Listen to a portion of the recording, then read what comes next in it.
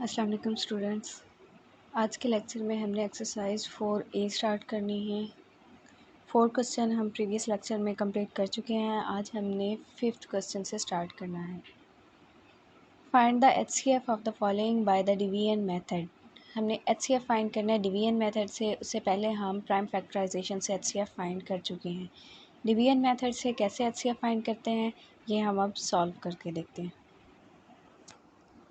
Question number 5 first part में अब हमें यहाँ पे दो नंबर्स दिए हुए हैं। उन दो नंबर्स का हमने HCF फाइंड करना है डिवीजन मेथड से।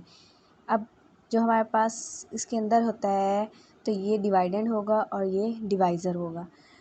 इसको डिवाइड करके देखते हैं। पहले है हमारे पास 3996, डिवाइज़र है 300। 1 टाइम्स टेबल जाता है 399 है तो 300 छोटा है।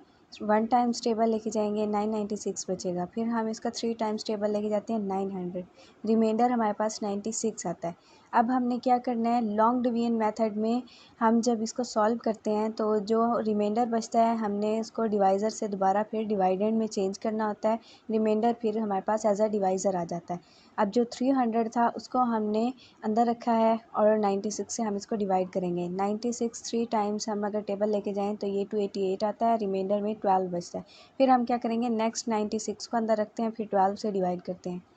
12 8 टाइम्स 96, रिमाइंडर हमारे पास 0 है। जब तक हमारे पास आंसर रिमाइंडर में ये 0 नहीं आ जाता हम इसको तब तक डिवाइड करते रहेंगे। तो यहाँ पे जो एंड पे डिवाइज़र बचता है, जो आखिरी वैल्यू हमारे पास बचती है वही HCF होता है। सो 300 एंड 3996 का जो HCF होगा वो 12 होगा। जिसका सेकंड पार्ट है क्वेश्चन नंबर 5 का, वो सेम इसी तरह है जैसे हमने फर्स्ट पार्ट सॉल्व किया है। सो वो आप खुद सॉल्व करेंगे। Question number 5 third part. पहले हमने दो वैल्यूज़ को लेके डिवाइड किया है। अब हमारे पास 3 वैल्यूज़ आ जाती हैं। 3 वैल्यूज़ को हम कैसे डिवाइड करते हैं, हम पहले दो वैल्यूज़ को लेते हैं। दो वैल्यूज़ को लेने के बाद उसके हमारे पास जो HCF आता है हमने क्या करना होता है, तीसरी वैल्यू को फिर उससे डिवाइड करना होता है। उस वैल्यू के HCF को हमने यहाँ पे डिवाइड करवाना होता है। पहले हम क्या करते हैं, दो वैल्यूज़ ले लेते हैं। अब 1463 एंड 665 हम ये दो वैल्यूज़ ले लेते हैं एंड वाली। ग्रेटर वैल्यू को हमने एज अ डिवाइडेंड रखा है और जो छोटी वैल्यू थी उसको हमने एज अ डिवाइज़र रखा है। अब 2 टाइम्स अगर हम टेबल लेके जाएं तो ये हमारे पास आता है 13। 665 2 टाइम्स टेबल जा रहा है 1330, रिमाइंडर 133 आता है। फिर हम क्या करेंगे, 665 को अंदर रखते हैं, 133 हमारे पास बाहर आ जाता है। तो हमने अब टेबल देखना है, ये 5 टाइम्स कंप्लीट टेबल जा रहा है, रिमाइंडर 0 बचता है। यहाँ पे 133 आता है।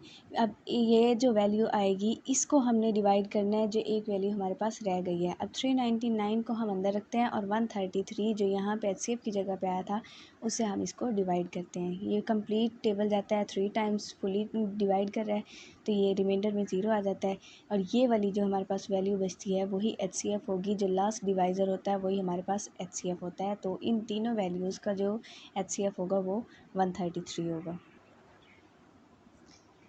अब 4 वैल्यूज़ को हम लेके कैसे करते हैं, पहले हमने दो वैल्यूज़ को सॉल्व करना है, फिर उसके बाद नेक्स्ट दो वैल्यूज़ को लेके सॉल्व करना है। जब इन दोनों के हमारे पास एंड वाले HCF आ जाएंगे फिर हमने इन दोनों को डिवाइड करना है।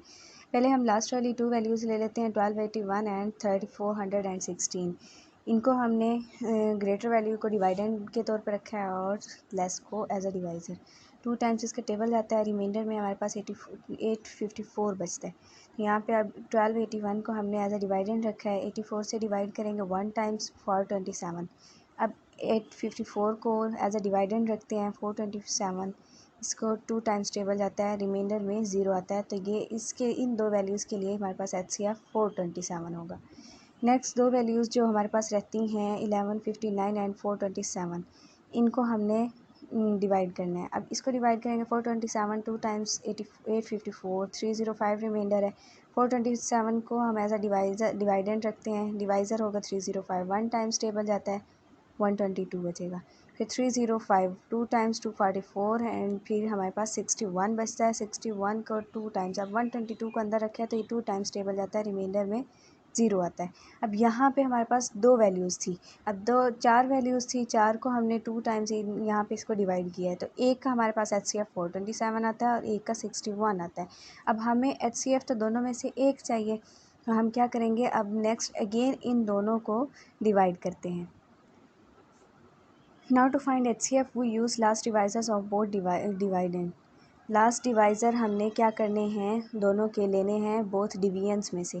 तो ग्रेटर को हम एज अ डिवाइडेंड रखते हैं और लेस को हम एज अ डिवाइज़र रखेंगे। 61 7 टाइम्स 427 पे जाता है, तो इसका मतलब है अब यहाँ पे रिमाइंडर 0 है और जो लास्ट डिवाइज़र होता है वही हमारे पास HCF होता है। अब HCF इन चारों के लिए हमारे पास क्या होगा, 61 होगा। नेक्स्ट क्वेश्चन नंबर हम 6 स्टार्ट करते हैं। क्वेश्चन नंबर 6 में है find the greatest number which divides 2300 and 3500 leaving 32 and 56 respectively as remainders. हमने वो ग्रेटर नंबर फाइंड करना है जो इन दोनों नंबर्स को कम्प्लीटली डिवाइड करता है अगर हम इन दोनों में से 32 एंड 56 माइनस कर दें। 2300 में से 32 एंड 3500 में से 56 को हम सब्ट्रैक्ट कर दें। तो हम क्या करते हैं, as 32 and 56 are remainder when the numbers divides 2300 and 5600 respectively, so the number must divides. अब इसको सब्ट्रैक्ट करने से ये नंबर आता है, 3500 में से 56 माइनस करने से 3444 आता है। HCF फाइंड करना है दोनों का, तो जो नंबर हमारे पास सब्ट्रैक्ट करने के बाद आते हैं हमने वही लॉन्ग डिवीजन मेथड यूज़ करना है, उसको डिवाइड करना है। तो HCF हमारे पास जो लास्ट डिवाइज़र होगा 84 होगा और वही हमारे पास HCF होता है। इसका मतलब है कि जो हमें नंबर रिक्वायर्ड था, जो सबसे बड़ा नंबर रिक्वायर्ड था जो इन दोनों नंबर्स को कम्प्लीटली डिवाइड करता है, वो 84 होगा।